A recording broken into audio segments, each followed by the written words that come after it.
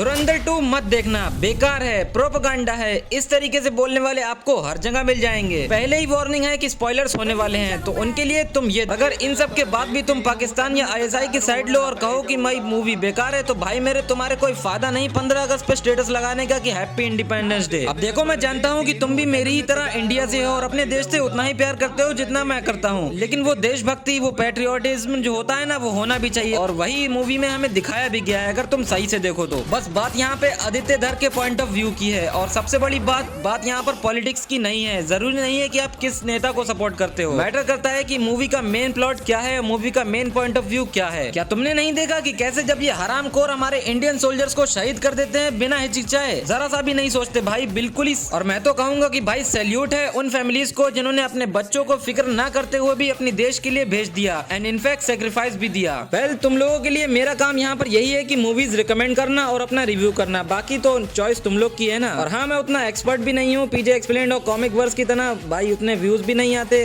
खैर, जो भी लोग जुड़े हैं उनके लिए बहुत बहुत धन्यवाद, और ऐसे ही सब्सक्राइब करके बने रहो। खैर, मूवी की बात करें तो धुरंधर अपने टास्क को, ऑपरेशन धुरंधर को एकदम सही तरीके से परफेक्ट क्लोजर देती है, जहाँ बड़े बड़े ट्विस्ट हमें देखने को मिले ही मिले। इनफैक्ट 4 घंटे की मूवी में एक भी टाइम ऐसा नहीं लगा कि भाई मूवी लंबी है। एक एक करके बात करते हैं आराम से। मूवी की शुरुआत वहीं से होती है जहाँ से पार्ट 1 एंड हुआ था, क्योंकि ये सब एक बार में ही शूट हुआ था, तो इतना ज्यादा चेंज लगा ही नहीं। मतलब मूवी में वही सेम एक्शन, वही ब्रूटैलिटी एंड वही सेम देशभक्ति। इनफैक्ट यहाँ तक कि इसमें तो 2 गुना थी। और जो फाइनल में ट्विस्ट था वो तो एकदम ही अलग सेपरेट फैन बेस लेके बैठा हुआ है। मूवी में एक्चुअली बहुत सी चीजों का रेफरेंस मिलता है। इनफैक्ट वो नोटबंदी वाला सीक्वेंस भी हमें दिखाया जाता है, जहाँ बड़ी से बड़ी कोशिश के बाद भी पूरा पाकिस्तान फेल हो जाता है, क्योंकि भाई अपने हमजा या कह लो जस्सी का जो कैरेक्टर है ना, वो इतना लाजवाब था कि तुम देख के ही समझ पाओगे। एंड जमील जमाली का कैरेक्टर भी काफी ग्रेट था, जो कि 45 साल से पाकिस्तान में इंडियन एसेट का काम कर रहा था, जिसने वहाँ की पॉलिटिक्स को हैंडल करके रखा था।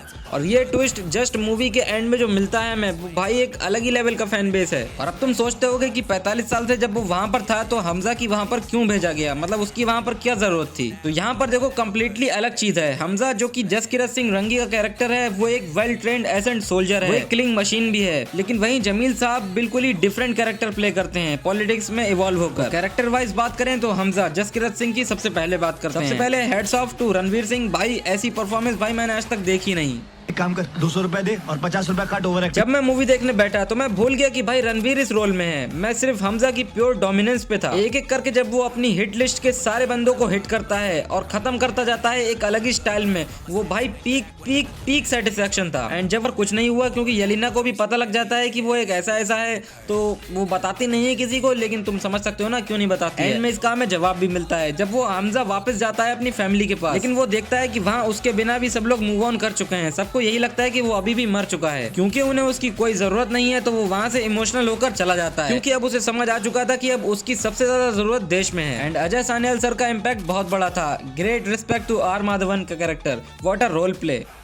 ये बड़ी अच्छी बात कही है। नेक्स्ट अर्जुन रामपाल, भाई क्या ही कैरेक्टर में घुस के एक्ट किया है इस बंदे ने। मेजर इकबाल जो प्योर सेटिस्फेक्शन मिलता है ना, वो भी एक अलग लेवल की चीज है। उसका कैरेक्टर फर्स्ट मूवी में कम, बट यहाँ सेकंड पार्ट में थोड़ा ज्यादा इवॉल्व होता दिखता है। देखो तुम्हें पता है कि पहले मूवी में रहमान का ज्यादा चर्चा था कि मतलब वो मेन कैरेक्टर था, लेकिन second movie was Hamza was the main character. और यहाँ पार्ट 1 में जितना गुस्सा जसकिरत सिंह के अंदर भरा हुआ था ना, वहाँ पर देख देख के वो पार्ट 2 में सारे रिग्रेट को ओवरकम करके आता है। और जो बेरहमी दिखाता है ना सबको मारने में, was literally awesome। बात करें सारे हिट लिस्ट वाले कैरेक्टर्स और बड़े साहब जो कि दाऊद इब्राहिम को दिखाया गया है मूवी में, ज्यादातर ऐसे कैरेक्टर। एंड जमील जमाली के कैरेक्टर की बात करें तो जो प्लॉट ट्विस्ट उन्होंने एंड में हमें दिया, वो तो एक नेक्स्ट लेवल पर था, जहां हमें पता चलता है कि जमाली साहब 45 सालों से इंडिया के लिए वहां पर स्पाई हैं। वहां की पॉलिटिक्स में इवॉल्व होकर ये बंदा इतना ज्यादा घुल मिल जाता है कि तुम भी नहीं पहचान पाओगे। अब अगर तुम सही से समझ के देखो तो तुम देखोगे कि भाई वो कितना अच्छा स्पाई था। जब तक उसने खुद से नहीं बताया, लोगों को पता भी नहीं हुआ, इनफैक्ट शक तक नहीं हुआ। खैर, आगे उजैर बलोच की बात करें तो इस बंदे के साथ तो हुआ था स्कैम, तो पाकिस्तान को ये जवाब भी देना था कि आखिर इंडियन स्पाई है कौन, मतलब कौन है। उन्होंने बता दिया था कि कोई है स्पाई,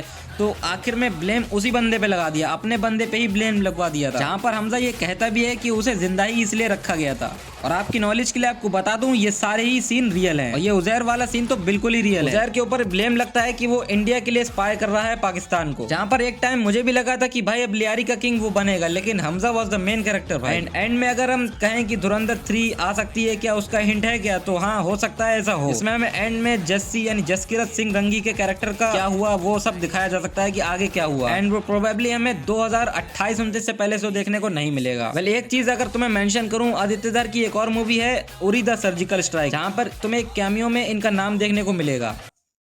नहीं सर, हस्बैंड थे